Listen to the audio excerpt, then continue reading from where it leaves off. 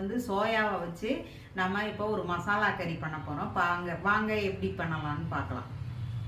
Soya கொதிச்சு நல்லா மேலே வந்துச்சு பாருங்கள், பெருசு பெருசாக வந்துச்சு பாருங்கள். இப்போ இதை வடிகட்டி புழிஞ்சிட்டு நம்ம சமைக்கணும். இதை குளிர்ந்த தண்ணியில் போட்டு கழுவிட்டு நம்ம இதை வந்து செஞ்சாதான் இது வந்து ரொம்ப நல்லாயிருக்கும். இப்போ இதுக்கு வெங்காயத்தாள், குடமிளகாய், தக்காளி, வெங்காயம் எல்லாம் எடுத்து வச்சுருக்கேன். இஞ்சி பூண்டு பேஸ்ட்டும் எடுத்து வச்சுருக்கேன். வாங்க செய்யலாம்.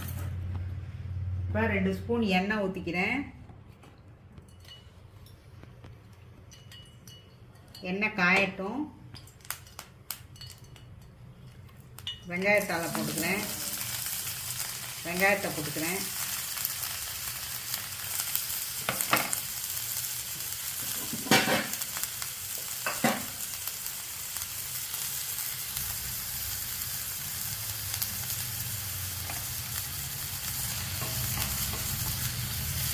வெங்காயத்தாலும் வெங்காயமும் நல்லா வதங்கட்டும்.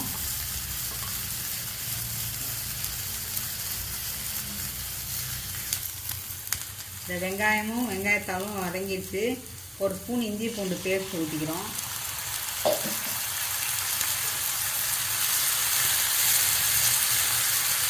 நல்லா வதங்கும்.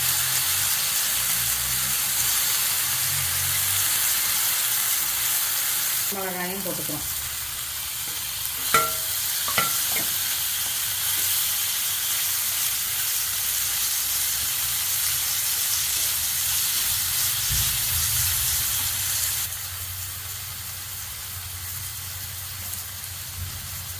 கொஞ்சோண்டு கரம் மசாலா பொடி போட்டுக்கிறோம்.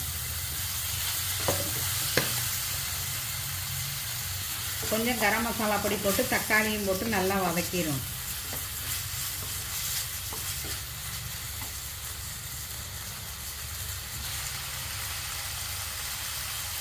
ஸ்பூன் காணா இதுக்குள்ளே இருந்தது.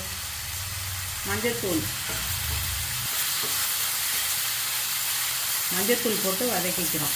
1 கப்பு மீல் மேக்கருக்கு 1 குடமிளகாய், 2 தக்காளி, ஸ்ப்ரிங் ஆனியன் 2 ஆர்க்கு எடுத்து போட்டு நல்லா வதக்கிட்டு இஞ்சி பூண்டு பேஸ்ட் 1 ஸ்பூன் போட்டிருக்கு.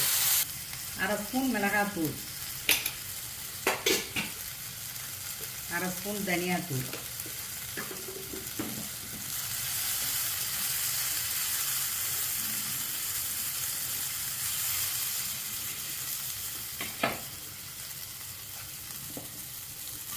இப்போ சோயாவை போட்டுற வேண்டியதான். சோயா, மீல் மேக்கர் எல்லாம் ஒன்று தான்.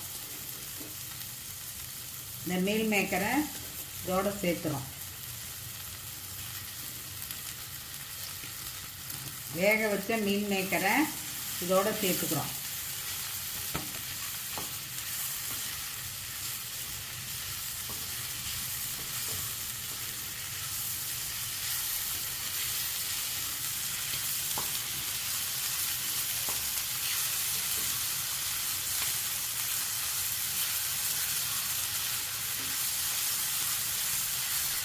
தேவையான உப்பு போட்டுக்கோம். தேவைக்கேற்ப உப்பு போட்டாச்சு.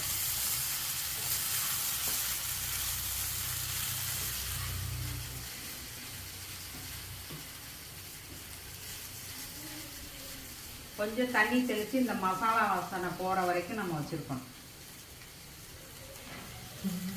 முடிஞ்சிருச்சு, அவ்வளோதான். இந்த மசாலா வாடை போகிற வரைக்கும் நம்ம இதை சிம்மில் வச்சுருக்கணும். அவ்வளோதான். அதுக்கப்புறம் கொத்தமல்லி தலையை தூவி இறக்கிற வேண்டியதான்.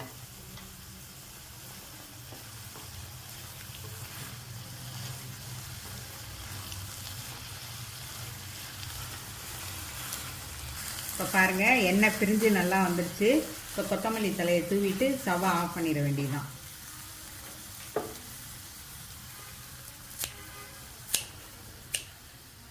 நம்மளோட சோயா மசாலா ரெடி ஆயிடுச்சு. ஸ்ரீலக்ஷ்மி சேனலை லைக் பண்ணுங்கள், ஷேர் பண்ணுங்கள், சப்ஸ்கிரைப் பண்ணுங்கள்.